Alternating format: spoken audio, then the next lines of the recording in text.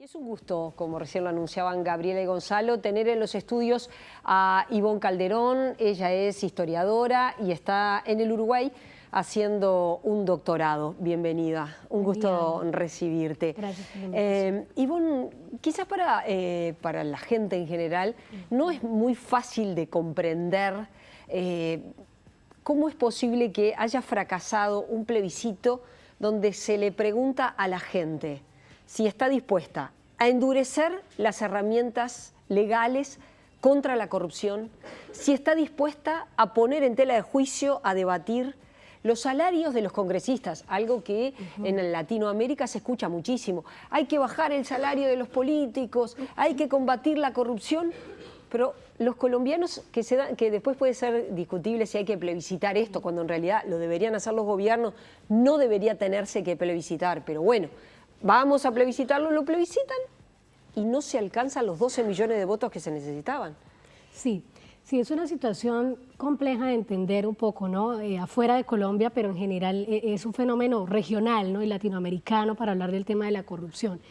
En Colombia no se alcanzó el umbral era más de 12 millones de votos, se llegó a 11.600.000 aproximadamente, lo cual no puede ser entendido como una plena derrota. Fue un avance, pero tampoco, digamos, hay que ser triunfalista en esto porque lamentablemente la abstención fue gran protagonista en esta jornada electoral, que era la consulta popular anticorrupción. Entonces, el 66%, leía en la prensa colombiana, sí, el 66% no se acercó a votar. Sí, lo cual es un fenómeno que indica que todavía en Colombia, hoy por hoy, después de 27 años de la Constitución de 1991, la ciudadanía no se ha apropiado de los mecanismos de participación ciudadana y no les ha otorgado el peso político que pueden llegar a tener en la escena nacional, ¿no? Entonces todavía preocupa esa falta de conocimiento y de formación de la ciudadanía en este tipo de herramientas de participación política. Hay que señalar también que el expresidente colombiano, un hombre con un peso político muy importante, como es el caso de Álvaro Uribe, recordemos que Álvaro Uribe es anterior al expresidente Santos, que estuvo 2 mandatos, ahora está Iván Duque. Bueno, el anterior a ellos dos es un líder político, es un legislador de la República, como es el caso de Álvaro Uribe, con un gran peso. Él no estaba de acuerdo con este plebiscito. No, en realidad lo que está ocurriendo es que el fenómeno y la fuerza política que tiene Álvaro Uribe sigue permeando la escena política colombiana. Entonces, antes de las elecciones presidenciales, dijo que él iba a apoyar la consulta anticorrupción. Digamos, en esa coyuntura electoral prometió a los promotores de la consulta popular anticorrupción que la apoyaría. Lo que sucedió fue que después se volteó su perspectiva frente a la consulta anticorrupción, se bajó un poco del bus de la consulta y decidió no apoyarla, ¿sí? Eso generó tensiones al interior de todo el espectro político nacional porque se esperaba otra cosa, ¿no? Una cosa fue lo que se dijo en coyuntura electoral, en campaña, y otra fue lo que se dijo después. Eso trastocó los diálogos entre los promotores de la campaña y el oficialismo, ¿no? Los promotores de la consulta popular, valga decir. Entonces tenemos además como una complicación dentro del centro democrático y es una postura que está tomando el presidente electo, Iván Duque, y su mentor político, por llamarlo de alguna manera, Álvaro Uribe, ¿no?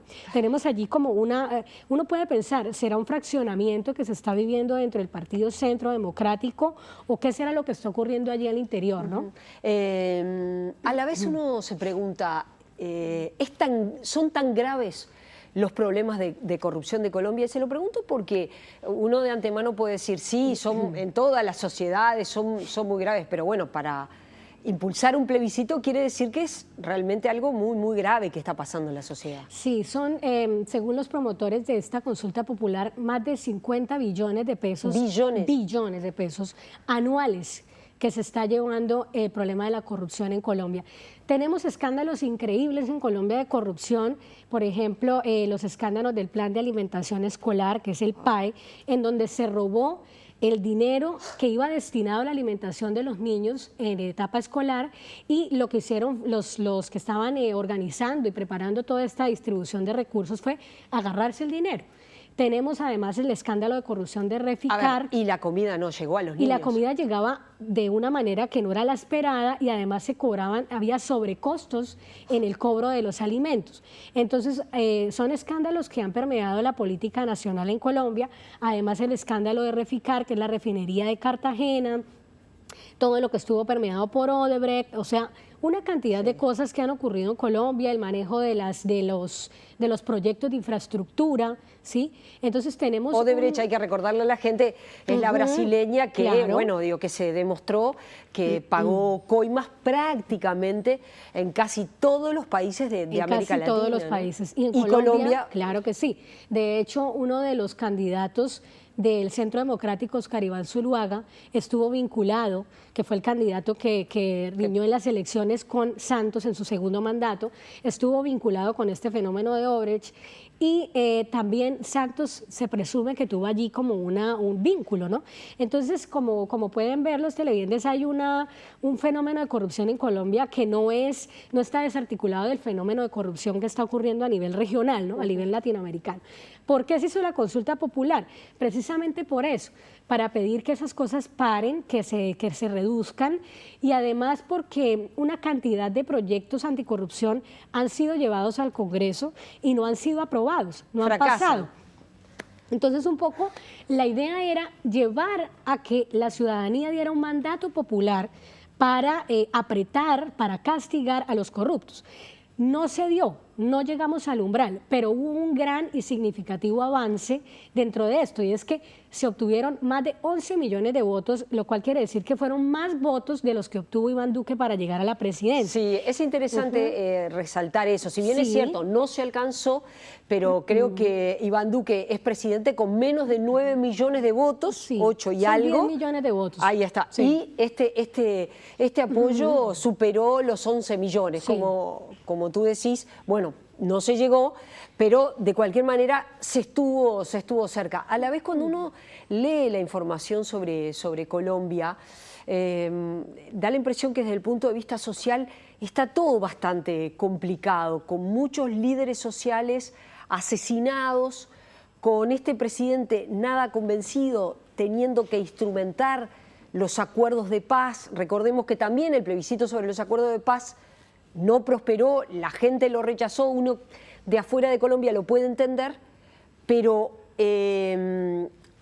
bueno, este presidente tiene que instrumentar los acuerdos de paz sin estar él muy convencido de eso. Sí, este es un tema también complejo de entender, porque la comunidad internacional esperó con ansias que se diera la firma de los acuerdos con las FARC, que es la guerrilla, o era la guerrilla más antigua del continente. Se dio la firma del acuerdo, pero la implementación lamentablemente quedó en manos de un gobierno que es totalmente opuesto a los acuerdos de paz. ¿Por qué? Porque detrás de Iván Duque está gobernando el expresidente Álvaro Uribe, que es el gran verdugo por la paz. Yo siempre digo eso, Uribe es el gran verdugo de la paz, el gran verdugo, el acérrimo opositor a los acuerdos de paz en Colombia. Entonces, la implementación de los acuerdos quedó en manos de un gobierno que no va a permitir que eso siga el curso natural que debería seguir. Tenemos ahora en funcionamiento un tribunal especial para la paz, que son este tipo de tribunales que se crean cuando hay situaciones de posconflicto en el mundo, por ejemplo en Sudáfrica, para llevar a los rebeldes a una justicia diferente, ¿no? En donde las víctimas puedan también saber lo que ocurrió durante los años de conflicto. ¿Qué está sucediendo? Que un sector del Centro Democrático, que es el partido oficialista de gobierno, tiene ahora el aval de la Registraduría Nacional para recoger firmas para destruir esa justicia especial para la paz. Y mira una cosa, Ana María, el umbral que se pide solamente es de 4 millones de votos, un poco más. Entonces, a la consulta popular anticorrupción se le pidió un umbral de 12 millones de votos, aun cuando sabemos que es un tema tan complejo en Colombia y que afecta tanto la escena política nacional, pero a estas firmas para destruir una justicia especial para la paz que lo único que quiere es darle a las víctimas a conocer la verdad de lo que sucedió durante más de 50 años de conflicto, pues se le pide solamente 4 millones de votos. Otra cosa, los acuerdos no se están implementando. y está en manos de este gobierno, como bien tú lo dices, instrumentarlos, ¿cierto? Llevarlos a la práctica, pero es muy complejo, eso va a ser muy difícil porque mira que, por ejemplo, en el tema de reincorporación de los excombatientes, las cosas no están marchando nada bien.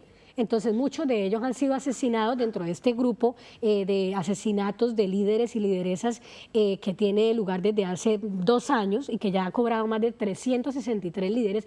Allí dentro de estos cálculos, dentro de estas cifras se cuentan más de 60 excombatientes asesinados, ¿sí?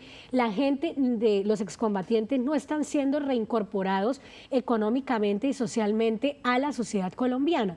Entonces los proyectos productivos que el Estado debía poner en marcha para reincorporarlos de manera, digamos, como sostenida en la sociedad. Solamente de ellos hay 2 proyectos. ¿Sí? Ahora están amenazando a los excombatientes en los espacios territoriales de capacitación. Hoy me llegó un informe de uno de esos excombatientes que está siendo amenazado y bueno, así se está haciendo, o sea, la fuerza pública está siendo cómplice de alguna manera para exterminar a los excombatientes. Por eso se presume que puede haber una posible reactivación de la guerra en Colombia y un posible rearme que ya se presume que está tomando forma en el suroriente del país. Entonces es una situación realmente muy preocupante y sobre todo porque lo que tú dices, este gobierno que es opuesto a los acuerdos de paz tiene en sus manos un mandato tan grande como... Claro, pero hay un acuerdo y hay que respetarlo. Exacto. El tema es que todos sabemos que si no hay mucha voluntad política hay muchas maneras de eludir ese compromiso, como decías tú, con la omisión, con la en realidad intentamos, la excusa de siempre, no, nosotros estamos haciendo todos los esfuerzos y se está avanzando, esa frase que uno tanto escucha, ¿no? No, pero estamos haciendo muchos esfuerzos y se está avanzando mucho y en realidad en los hechos se está viendo que tal esfuerzo no existe y que no se está avanzando, y a esto de, como tú decías, ¿no? La posibilidad de una reactivación de la guerrilla sería trágico para Colombia en una situación continental,